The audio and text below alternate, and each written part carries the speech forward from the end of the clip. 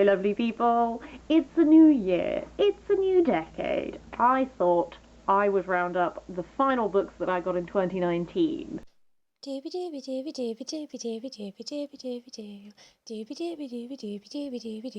Sophie Vlogs.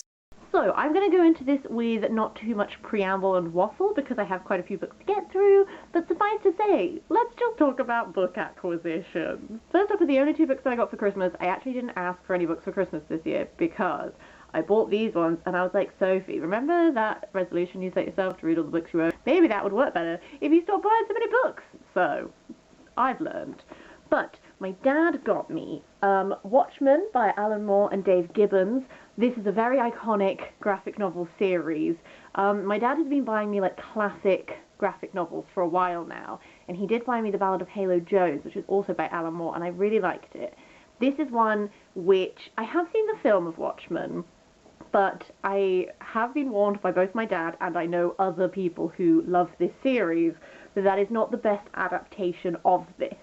So although I am vaguely familiar with this world and some of these characters and sort of the like dark superhero kind of theme, I'm gonna try and just go into this and just see what this is, rather than go in with expectations that it's going to be like the film was. So I know this is iconic, and I'm actually really excited to jump into this one quite soon.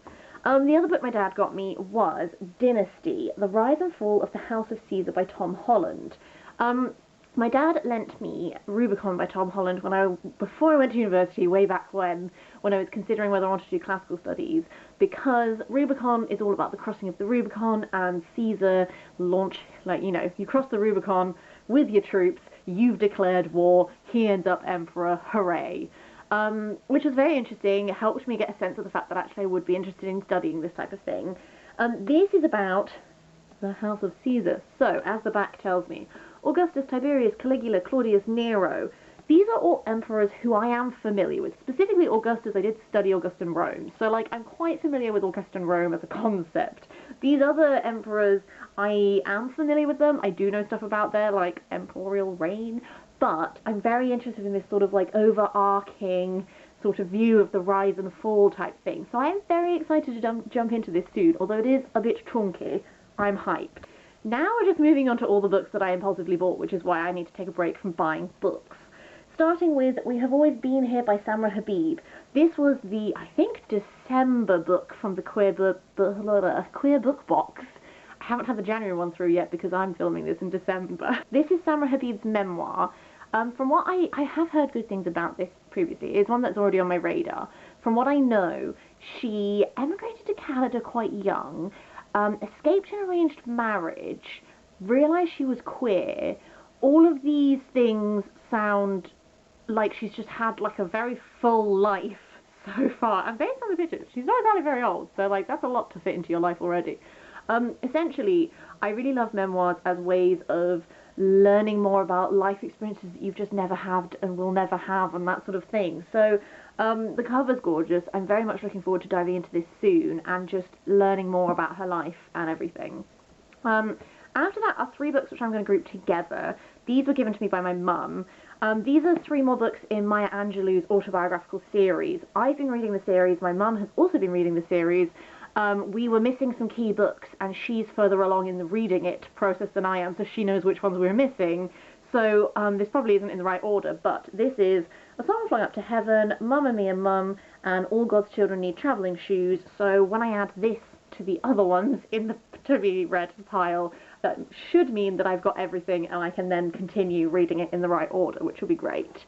Another book which was given to me by my mum is Cry Freedom by John Briley, which is it's non-fiction, all about Steve Biko, who was a black activist in South Africa during the apartheid, and he meets white journalist Donald Woods, and so Biko tells Wood all about the police atrocities in all the black townships, and essentially they form this sort of friendship, but also working to expose all of this stuff. Very interested to read this, learn a bit more. I think the reason she gave this to me is because she's been listening to a lot of Desert Island Discs, and someone mentioned this book in one of them, which is why it was on her radar, and which is why she's now passed it on to me. But I'm very excited to read it soon. Moving on to a completely different tack, some middle grade. This is The Austen Girls by Lucy Worsley. This comes out in April, because this is a non-correction proof copy which got sent to my work. This is about Jane Austen's nieces. So it's her two nieces who are being like presented to society and everything, but and then Jane Austen like guiding them. So I gather we're going to learn about sort of like Regency, England type thing with Jane Austen stuff weaved through. I'm quite looking forward to this. I enjoyed Lucy Worsley's Eliza Jane, which was Catherine Howard Tudor Court. I really enjoy Lucy Worsley's TV documentaries. I haven't read her non-fiction Jane Austen book yet, but I would like to. And so this seemed like too good of an opportunity to miss out on when it came to work. And I will be lending it to my friend afterwards, who is also very into Lucy Worsley and stuff. So I will be passing this on, but I'm hyped. After that is a book that I have mentioned before in my second time around tag video, but I will mention it again. And that's A Place Called Perfect by Helena Duggan, which I gather is about a place called Perfect, where you have to wear these little glasses so safe to stop you going blind. But our main character, Violet, discovers something weird is going on. So I'm assuming there's going to be a lot of stuff going on under the surface. Things are going to be more sinister than they may seem. I think this is a trilogy which is now finished. I've heard so many good things about this, and I'm really enjoying children's literature at the moment, so I'm very excited. Also, one of my favourite cover artists, if I can check your name, I think it's KJ Mountford? Yes, Carl James Mountford. He also did the cover for Bronte Metalston and for Popkin and Stubbs, and I love his cover artwork, and so if any children's books have his art style on them, I'm automatically more interested in them because I just love how much his artwork. I think it's great. So I'm very looking forward to that one. After that is a book that my friend gave me because someone gave it to her and she's not interested in reading it and thought I might be. This is Harry, A History, the true story of a boy wizard, his fans, and life inside the Harry Potter phenomenon by Melissa Anelli. I don't feel like I can talk about this without briefly mentioning the shit show that is J.K. Rowling and her Twitter feed. Just like to go on record as saying that I do not support J.K. Rowling's turfy ideas. That's not what we're here for. No, no, no. That said, Harry Potter is a part of my life that has been a part of my life for a great many years. A lot of my favourite things about the Harry Potter universe are things that are a result of fans and fan theories and fan culture and that sort of stuff. I'm not really here for authors like stamping down all interpretations on Twitter and telling you that there's only one right way to read a book. I don't think that's on. That said, I did listen to a Witch Please podcast episode which was about the Harry Potter fan culture and how it was actually like one of the first times that fan culture was encouraged, like fan fiction and stuff, because previously lots of shows and books and stuff, if you tried to write fan fiction and put it online, they would come for you with the lawyers.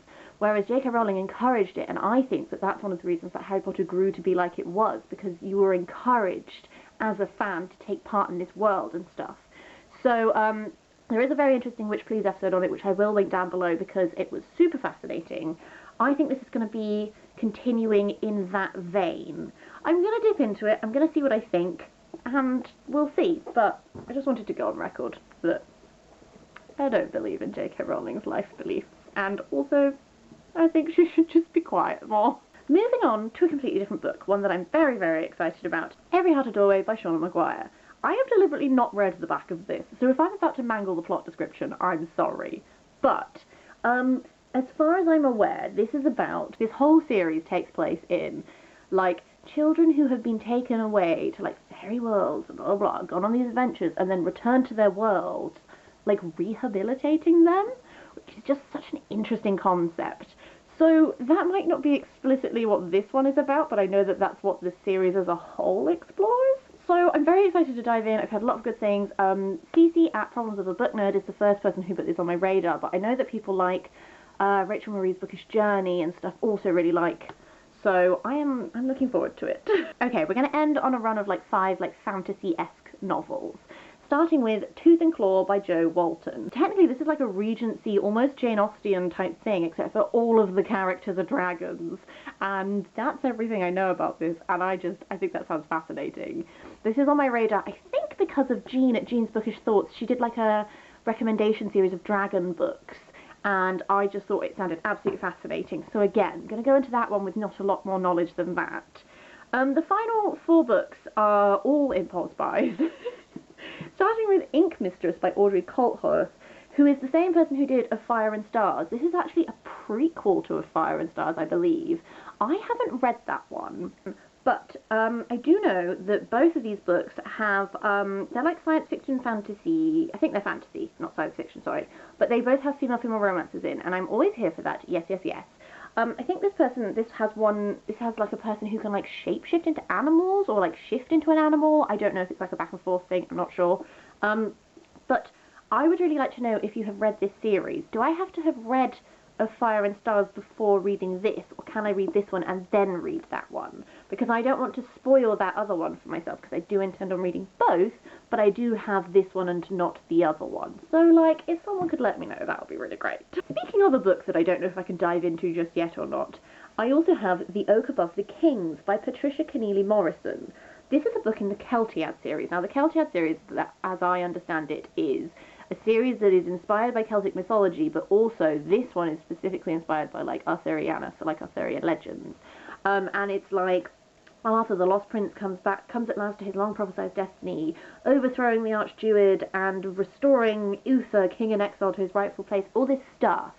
From the back, I thought it sounded like I might be able to dive in at this point, but there are other books in the series, and I don't know if I do that, if I'll be ruining those books for myself. So again, if you know this series, please do let me know how the order goes, because I picked it up because sometimes these books can be hard to find if you're specifically looking for them, so often if I see them I will buy them, because I know that I do want to read them. In a similar vein to that, I also got Child of the Prophecy by Juliet Marillier, which is the third book in the Seven Waters series. I've read the first book, Daughter of the Forest. I read it for Myth Take Readathon. It was quite hard to find. So, I own the second book, Son of the Shadows, and I will be reading that in 2020. This is the third book, and again, this is one of those authors who, if I see her books, I tend to just buy them because they can be hard to find otherwise.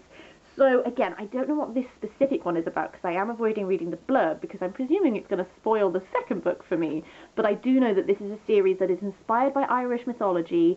Each book focuses on a different descendant in this one family, and sort of go from there, really. So I really liked Daughter of the Forest. I thought it was a very interesting take on, like, historical fantasy type thing. And I'm just really excited to see where the rest of the series goes. So if nothing else, I'll be reading 3 books of the series and then see how I feel and try and find the rest. Final book is very much an impulse buy. I bought In the Hall of the Dragon King by Stephen Lawhead. This is the first book in the Dragon King saga. I have a thing about dragons at the moment. I'm really enjoying dragons. If you have dragon book recommendations, please let me know, because I do have a lot on my Goodreads to read list, but I just haven't actually bought them all yet because I can't read the books I own. But I know that this follows a mage, an acolyte called Quentin, who essentially the future of the realm is in trouble. There's a necromancer, there's a dragon king, there's a dangerous quest. It's a 3-book series. Stephen Lawhead is in my head for some reason as an author that I'm interested in checking out. I don't know if he's done a series that's to do with King Arthur. I don't know if it's something like that. But for some reason, he's in my head. So it seemed like an alright place to start, and we'll see how it goes. Editing Sophie, interrupting this video because, with hindsight, it was foolish of me to record this before the Christmas season was over, because I have received more books. So I thought I would just tack them onto the end here. And yes, in the space of a week, I have developed another cold. This is my life at the moment. So my lovely friend gave me some books. I'm going to run through them very quickly. So first of that is Shout, Sister, Shout, The Untold Story of Rock and Roll Trailblazer Sister Rosetta Tharpe by Gayle F. Wald. I am so excited about this. My friend bought it for me because he said it seemed like the type of thing I was interested in, because I like reading histories about women who are maybe not necessarily forgotten, but who we could be paying a little bit more attention to. I know of Sister Rosetta Tharpe because she was a rock and roll pioneer. If I remember right, I think she did the original version of Hound Dog, something like that, something which Elvis Presley then made huge, was originally her. And I have seen recordings of her, and I do think she is absolutely fantastic. I do want to know her better, so I'm excited to read this because this will help me get to know her better, and then I can actually listen to more of her music. So I'm very excited about this. I love reading histories of interesting women specifically. It's very much fun. He also got me Buffy the Vampire Slayer Volume 1, High School is Hell by Jordie, Bellaire, Dan Mora, Raoul Angulo. This is the rebooted Buffy the Vampire Slayer comic. I don't really know much more about it other than that it's like the new thing. I think it might be set in now. I think that's what this is. But I just got really excited because I love Buffy the Vampire Slayer. My friend has very kindly lent me his Buffy the Vampire Slayer comics from time to time, so I have read quite a lot of the new comic series now. But I'm very excited to dip back into the world. Yes, yes, yes. He also gave me 2 books which he has previously read but he doesn't want to keep, so that he's given them to me so I can read them. First of those is Bloodlust and Bonnets by Emily McGovern. Emily McGovern is the creator of My Life as a Background Slytherin, which is a fantastic webcomic which I really, really love. I just think it's really great. And so this is her first graphic novel, and it's sort of riffing off of a lot of Regency literature stereotypes. We have like a plucky young heroine, we have Lord Byron, we have like a mysterious person. I have read this, I read this yesterday, so this will be appearing in a book chat fairly soon, but I also thought it might be a good idea to just show it now. And then finally from him is Nancy by Olivia James, which is a collection of the Nancy comics. I like what Nancy comics I have seen online. I don't know them super well, so again, this is just going to be one to dip into, or it should be quite a quick read. I also thought I would tack on some books which I have purchased in this time that I was like, I'm not going to buy any more books for a while. Oh, look at me now. But first of these is the Next Queer Book box, which I mentioned earlier in this video. This is English Animals by Laura Kay. I have heard someone talk about this before, and I can't remember who it is. I don't know if it's like Holly Dunn Design is the one who comes to mind, or Jen Campbell, someone of that ilk, but the best I can tell is that it's about taxidermy, kind of, which I don't really like taxidermy. It freaks me out. Mainly because I went to this museum in Venice that has like walls and walls of animal heads, and I thought that they were going to come take revenge like Jumanji, which would be fair enough because that's fucked up. But I think this is about so Mirka gets a job in a country house in rural England. There's a couple called Richard and Sophie who are chaotic, drunk and frequently outrageous, but also warm, generous and kind to Mirka. I think Mirka falls in love with Sophie, and then shenanigans ensue. So that will be interesting. And then I picked up 3 books in the Waterstone sale. They do those little sale boxes after Christmas, and these 3 all caught my eye. So first up is Beloved by Toni Morrison. Toni Morrison is obviously an iconic author who I've been meaning to check out for quite some time now. So I pounced. I don't know a lot about Beloved, but I do know that it is one of her most famous books, I think. It has something to do with as slavery looks to be coming to an end, Seth is haunted by the violent trauma it wrought on her former enslaved life at Sweet Home, Kentucky. Her dead baby daughter, whose tombstone bears the single word beloved, returns as a spectre to punish her mother, but also to elicit her love.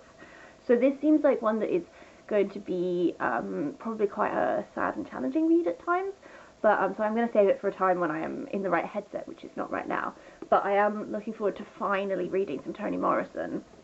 After that is Girls Who Pay from Fire by Natasha Ngan.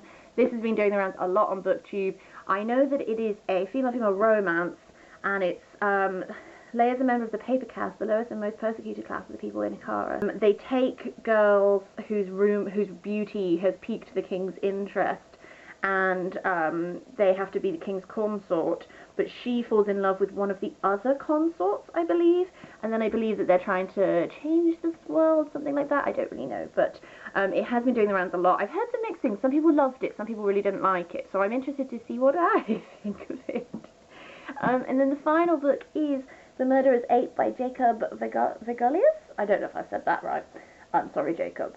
It actually was already on my radar to pick up because Matt at NCS Books recommended it to me because I asked for middle grade book recommendations because I've been really enjoying middle grade recently. This was one of the ones he recommended, so when I saw it in the box, I absolutely was like, hello, you're coming with me. I'm a little bit sad because it has the part of the back missing, which is sad because it has these gorgeous maps, which is just absolutely lovely. I'm also sad because it means that I'm missing half of the blurb. So I don't know a huge amount about what it's like. Sally Jones is an extraordinary gorilla and a brilliant ship's engineer who sails the high seas on the Hudson Queen with her loyal friend the Chief. One day the shipmates are offered a mysterious job that promises to pay big bucks, but then disaster strikes, the job goes wrong, and the Chief is falsely convicted of something. And then there's a sticker over it and half the back's missing, so I don't know anything more than that. But Matt is so good at recommending books that I'm just going to go with it and see what it's like.